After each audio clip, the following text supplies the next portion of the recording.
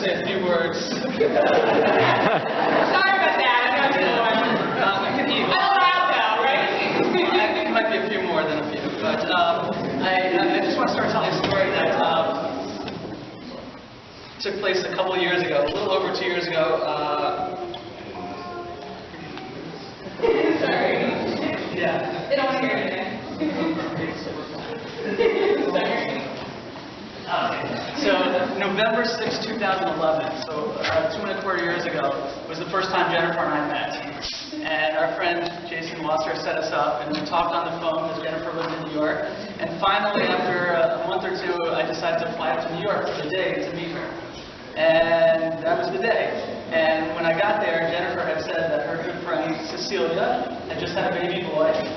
And the Bris was that one day that I was going to be in New York. So is it okay if for our first date we went to a Bris? So it's not a, I don't know how many people can say that their first date was at a Bris. And I got off. Any singles here that want to talk to each other? I got off easy because I didn't have to think of what to do. I didn't have to pay. It was a good, it worked out for me.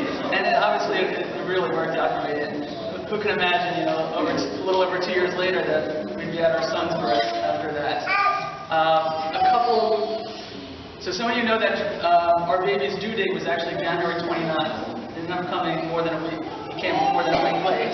And we sort of had a feeling that he would be late. Most of the people in our families are born in February, and those that aren't are in March. So I'm a February birthday, Jennifer is a March birthday, and we figured that he would wait into February. And because of when our birthdays are, most of us are born in the month of Adar. And so 2 weeks ago, when it became Rosh Chodesh Adar, we were singing Mishenitnas Adar Marvin Simcha. And as we kept singing it, I was thinking about the words. It says, when we enter the month of Adar, we increase in joy.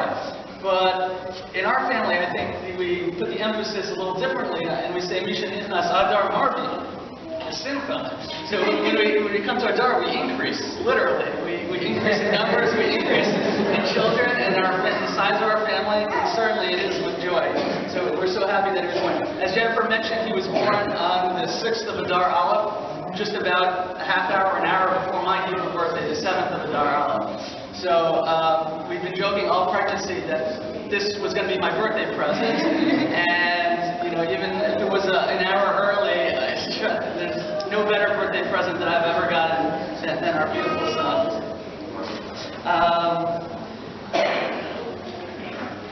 My English birthday is tomorrow. I'm turning 36, and just to be honest, I don't know how many fathers there are out there that were that old when they had their first child. Jennifer keeps telling me I'm not old, but I've seen so many of my friends thankfully get married and have kids, and so many simchas, and for so many years it was beautiful to see them, but I honestly kept asking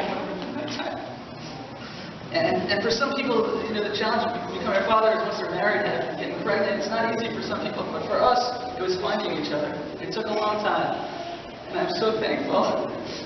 I'm so thankful to God for letting me to finally meet Jennifer. She is amazing. She's been an amazing wife. She does an amazing job in our home, taking care of our home, taking care of me. She did amazing throughout the pregnancy.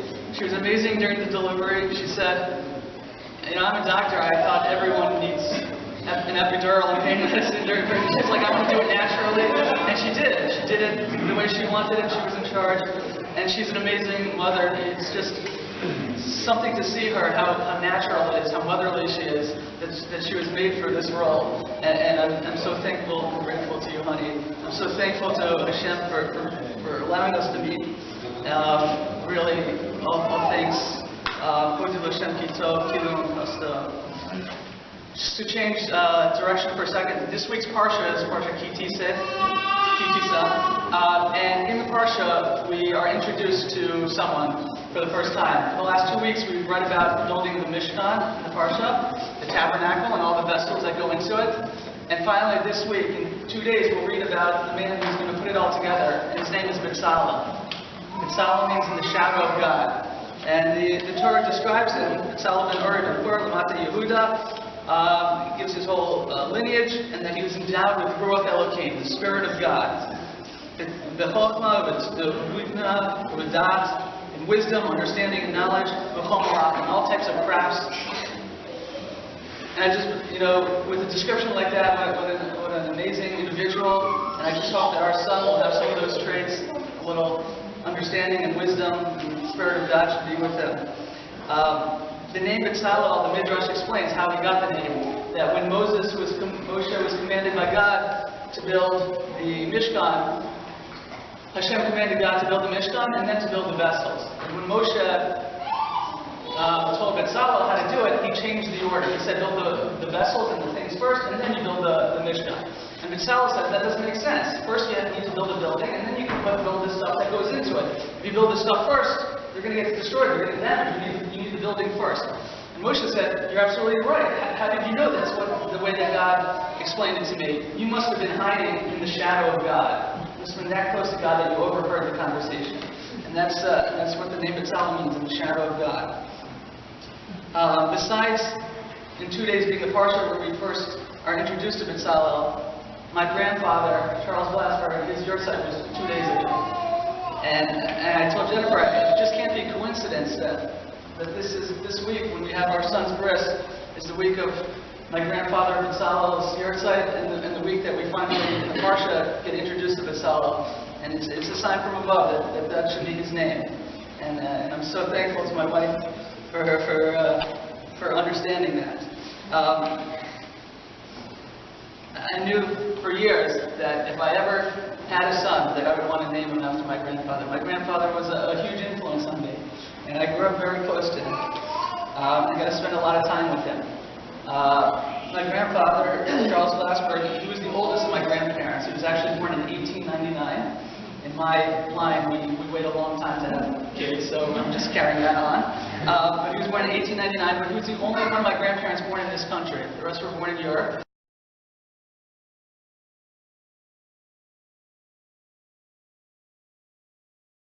My grandparents every week. We went to the same shul, Dr. Sher, and we got to sit next to my grandparents in shul, and we went to walked to their house afterwards for Shabbat lunch every week, and it just left an impression that you can be born here and still have those values in your life. After my grandfather passed away, I started putting on tefillin a few years later. And when I needed a pair of tefillin, it was my grandfather's tefillin that I put on. I remember him every day, going to Talis and tefillin.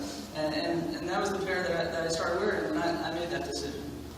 My grandfather was also a very funny man, a compassionate man. He loved to tell jokes. He loved to make puns and plays on words.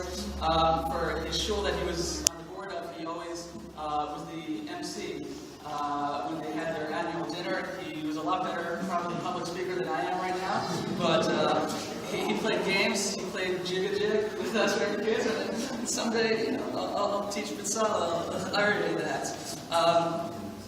So he loved jokes and telling funny stories. For years, he told me, and I believe he was the punter for the Miami Dolphins, because he told me that he was such a good punter that unfortunately one day he punted the ball so high it went out of the Orange Bowl and landed on a policeman's car, and it destroyed the car. And he was so mad he was going to arrest him.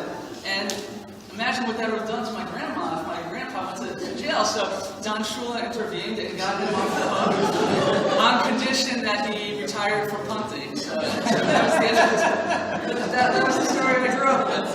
And at some point before my bar mitzvah, he started calling me Doc. I think he would have been very happy with the profession I chose eventually. But I think one of the things I learned the most from my grandfather was how much he loved my grandma. And they were married almost 69 years. It's just hard to even imagine that. We're not quite there yet.